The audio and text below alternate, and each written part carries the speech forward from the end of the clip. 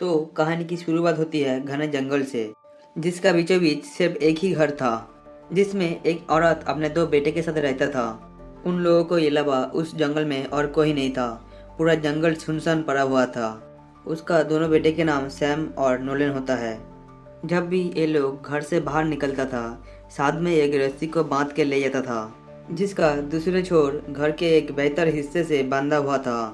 क्योंकि आज की दुनिया पूरा तरह से बदल चुकी है। क्योंकि बहुत साल पहले एक शैतान ने दुनिया के ऊपर हमला किया, जिसने इंसान को खत्म कर दिया।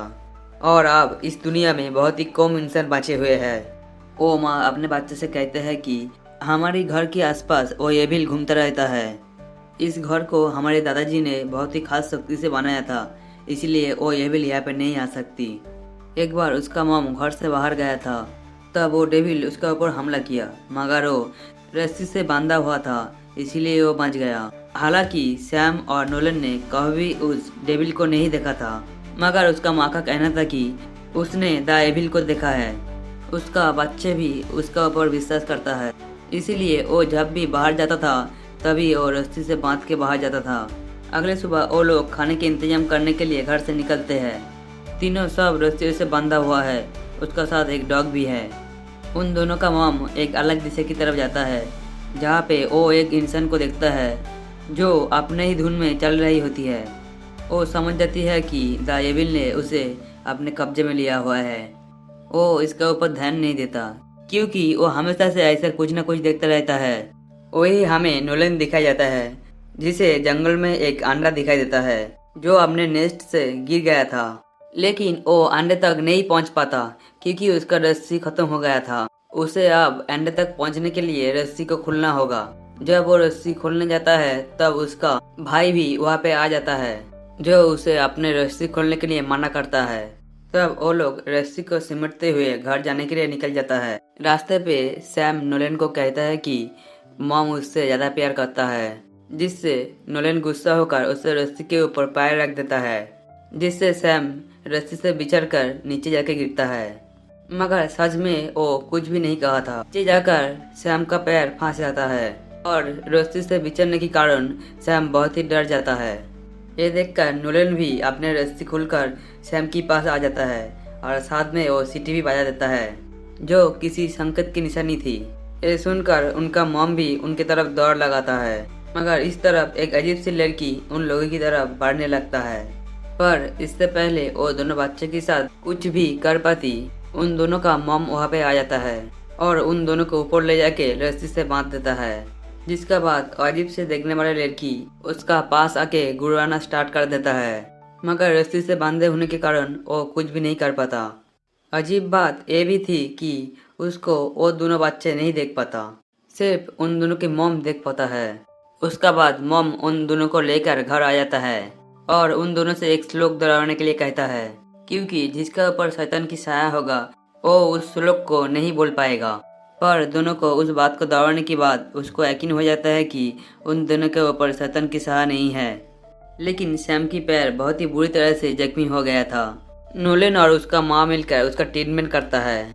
उन लोगों का घर में एक बेसमेंट जैसा जगह थी, जहाँ पे अक्सर उन लोगों का मॉम उन लोगों को बंद कर दिया करती थी, उन लोगों का मन में द एविल का डर बजाय रखने के लिए। तभी वो लोग एक साथ जिंदा रह पाएंगे, क्योंकि डर ही इंसान को जिंदा रखती है। द एविल हमेशा से कुछ न कुछ रूप लेके उसको फंसाने के लिए आ जाया करती थी। वो आज उसका पति के रूप में आया था उसे फंसाने के लिए, मगर वो उसका ऊपर ध्यान ना देके घर के अंदर चला जाता है। जंगल का उस हादसे के बाद नोलन की शक और भी बढ़ जाता है। वो सैम से पूछता है कि जब तुम्हारी रस्सी खुली थी क्या तुम्हें कुछ अजीब महसूस हुआ था? मुझे तो कुछ महसूस नहीं हुआ। सैम कहता है कि मुझे याद नहीं। नोलन कहता है कि मुझे लगता है यहाँ पे कोई एविल नहीं है, वो सब कुछ शायद मेरे मॉम की मनगढ़ंत कहानी है। क्या पता बाहर की दुनिया अभी भी हो। मगर सैम को उसका माँ के ऊपर यकीन था। वो सो जाता है। नोलन को नींद में चलने की आदत थी, इसी वजह से उसका माँ ने उसका पैर में एक घंटी बांधी हुई थी। अगला दिन वो लोग बाहर की घर में गार्डनिंग कर रहा था। तभी नोलन उसका माँ की पीठ में एक सांप की टैटू देख के पूछता है कि ये कहाँ से बनवाया? तब उसका माँ कहता है कि मैं इसको शहर से बनवाया। मैं पहले एक अलग ही इंसान थी, मगर जब दुनिया खत्म होने लगी तब मैं वहाँ से यहाँ पे आ गया और उसका बात बदल गई। तब नूरन अपने माँ से पूछता है कि हमारा घर के अलावा दूसरे घर भी तो हो सकता है ना। तब उसका मॉम कहता है कि तुम्हें तो शुक्र मानना चाहिए कि तुम अभी भी जिंदा हो और ये घर ही तुम्हारा हिफाजत कर सकता है। धीरे धीरे टाइम गुजरने लगता है, इन लोगों के पास खाना भी ख़त्म होने लगता है, इसीलिए मॉम को मजबूरन पेड़ की पत्ते और छाले खिलवाना पड़ता है।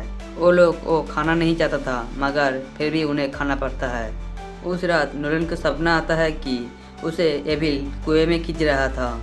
जब उसका सपना टूटता है वो देखता है कि वह घर की बाहर है, वो भी बिना रस्सी की, क्योंकि वो नींद में चलते चलते यह तक आ गया था। उसका बाद उसका मॉम आके उसको जल्दी से घर ले जाता है। उसका बाद वो उनको उस लोग को दौड़ने के लिए कहता है जिससे उसको पता चले कि वो शैतान बना या फिर नहीं। उसका बाद वो उसे बेसमेंट में बंद कर दिया ताकि उसे एविल का डर महसूस हो।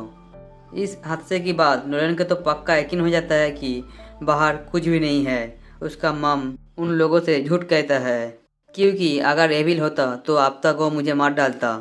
उसके बाद वो अपने भाई से कहता है कि हम लोगों को घर से बाहर निकलना होगा, मॉम पागल हो गई है और वो हम लोग को कभी भी घर से बाहर नहीं जाने देगा, मगर अगर हम लोग यहाँ पे रहे तो भूख से मर जाएंगे। तो अब सैम कहता है कि मॉम का क्या होगा, उसको तो हम लोग यहाँ पे अकेले नहीं छोड़ सकते हैं ना। ये सब बातें उनका मॉम बाहर खड़े होकर सब सुन लेता है, जिससे उनको बहुत ही दुख होता है। इसके बाद अगला दिन वो अपने बच्चे को एक पुराना कैमरा और पुराना तस्वीर दिखाता है। ये देख के वो दोनों पूछता है कि डैड को क्या हुआ। तब वो कहता है कि डैड को एविल ने छू लिया था इसीलिए उनको मारना पड़ा।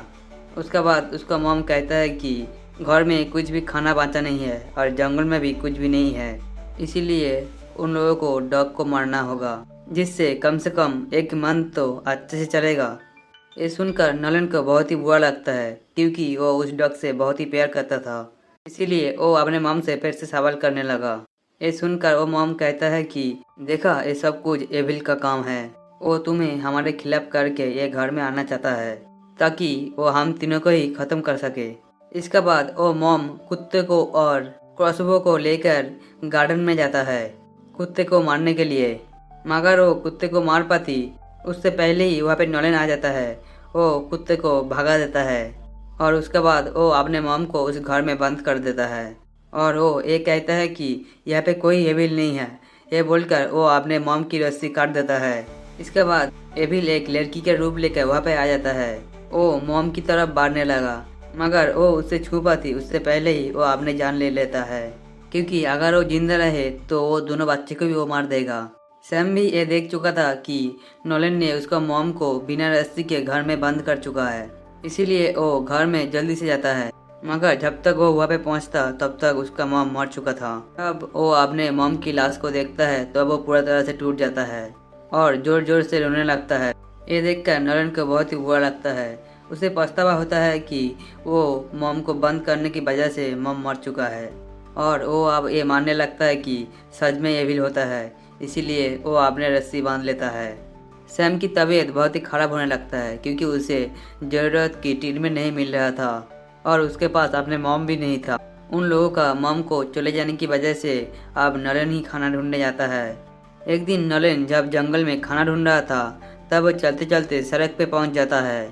वो वहाँ पे मदद के लिए बहुत ही आवाज़ लगाता है मगर कोई रिस्पॉन्ड नहीं आता। पर जब वो घर लौट के आता है तब उसका पीछे पीछे एक आदमी भी आता है। वो कहता है कि मैं तुम्हारा आवाज़ सुन के यहाँ पे आया हूँ, तुम मदद के लिए पुकार रही थी, क्या तुम ठीक हो? मैं इस जंगल में हाइकिंग करने के लिए आया था, तुम्हारा आवाज़ सुन के यहाँ पे आया हूँ। मगर नॉलन को लगता है कि ये वो एविल है जो इस आदमी का रूप लेके मेरा पीछे आया है। वो मदद करना चाहता था मगर बच्चों को उनके ऊपर यकीन नहीं होता। बीमार सैम अपने मॉम की कस्बो लेकर बाहर आ जाता है जिसे वो उस आदमी के ऊपर टांग देता है। हालांकि उसका हालत बहुत ही ख़राब था मगर फिर भी उसका मॉम की वजह से वो एविल के ऊपर बहुत ही गुस्सा था। वो उस एविल से बदला लेना चाहता था। तब वो आदमी कहता है कि मैं उस एविल को नहीं जानता हूँ और तुम लोगों का मॉम को भी नहीं जानता हूँ, मैं यहाँ से चला जाता हूँ। नलन सैम से कहता है कि हो सकता है सच में इंसान हो जो हमारा हेल्प करने आया है, मगर सैम की सर पे तो बदले की जुनून खड़ा था। इसीलिए वो उस आदमी को तीर मार देता है। तीर उस आदमी का कमर पे लगता है, जिससे वो आदमी बहुत ही बुरी तरह से जख्म हो जाता है। वो रेंगते हुए जंगल में चला जाता है और नोलन भी उसका पीछे पीछे चला जाता है। नोलन देखता है कि वो आदमी एक पेड़ के पास उसका आखिरी सांस गिन रहा था। तब नोलन उसका बैग छीन के वहाँ से भाग जाता है। घर पे आकर बैग को खोलने पर उसका अंदर से बहुत सारे खाना और जरूरी चीज़ मिलता है, जिसको देख के वो दोनों समझ जाता है कि वो सच में इंसान था। वो दोनों बहुत दिनों से भूखा था, इसीलिए वो उस खाने को खा लेता है। रात में सैम को बाहर से आ जाता है। जब वह बाहर चेक करने के लिए जाता है तब उसे वहाँ पे एक लड़की दिखाई देता है, जो उससे कहता है कि वो अपने डैड को ढूंढने आया था। उसका डैड ने उसे कार में रहने के लिए कहा था, मगर रात हो जाने के बाद भी वो अभी तक नहीं आया, इसीलिए वो उसे ढूंढने आया है। इस बात को सुनकर सैम समझ जाता है कि वो जिसका जान लिया है वो उस लड़की के फादर था। वो उस बच्ची को भी बता देता है कि वो शैतान सोचकर उसको डैडी को मार दिया है। ये सुनकर वो लड़की घबरा जाती है और वहाँ से भागने लगती है। सैम भी उसका पीछे भागता है, मगर रस्सी बंधे होने के कारण वो उसका पीछे जा नहीं पाता, इसीलिए वो रस्सी खोलकर उसका पीछे जाता है। मगर वो लड़की एविल होता है और उसे वो अपने कब्जे में ले लेता है। दूसरे ओर जब नलन का नींद टूटता है, वो देखता है कि उसका भाई घर पे नहीं है। वो जंगल में उसे ढूंढने जाता है। वो वहाँ पे देखता है कि एविल ने उसका भाई को कंट्रोल में कर लिया है। वो वहाँ से भाग के घर आ जाता है। जब वो घर आता है, वो देखता है कि उसका भाई अपने बेड पे बैठा हुआ है। वो पहले से बहुत बदल चुका है। वो नलन को मारने की कोशिश भी करता है और घर पे आग लगा देता है। वो नलन को घर में कैद कर देता है, जहाँ पे नलन को अपने माँ नजर आता है। नलन बेसमेंट में जाके उसका माँ के साथ छुप जाता है, मगर वो उनका मॉम नहीं होता, वो एविल होता है। आग लगने की वजह से रेस्क्यू टीम सुबह वहाँ पे पहुँच जाता है और दोनों को जंगल से रेस्क्यू कर लिया जाता है। नोलन देखता है कि दुनिया की खत्म नहीं हुआ है, वह ऐसी की ऐसी ही है। उसका माम झूठ कह रहा था, बल्कि उन लोगों को तो कैद करके रखा गया था। बाद में वहाँ पे सैम की कैमरा से खींची गई फोटो दिखाता है। ये फोटो वो तब ली थी जब वो आग लगाई थी घर में, जहाँ पे सैम की कंधे पे एविल का हाथ था, जिससे हम लोग समझ जाते हैं कि एविल तो था, मगर सिर्फ उस जंगल में था और उस फैमिली में था और बाहरी दुनिया में नहीं था। उन लोगों को इस घर में कैद करने के पीछे सिर्फ एक ही कारण था। अगर वो लोग बाहरी दुनिया में चला जाता है तो उसके साथ साथ वो एविल भी बाहरी दुनिया में चला जाएगा और सारे दुनिया को ख़त्म कर देगा। क्योंकि अब वो एविल उस दोनों के साथ बाहर चला जाता है, तो शायद उन दोनों की मॉम की बात सच भी हो सकता है कि एविल पूरा दुनिया को ख़त्म कर देगी। और इसी खतरनाक एंडिंग के साथ एक कहानी भी ख़त्म होता है।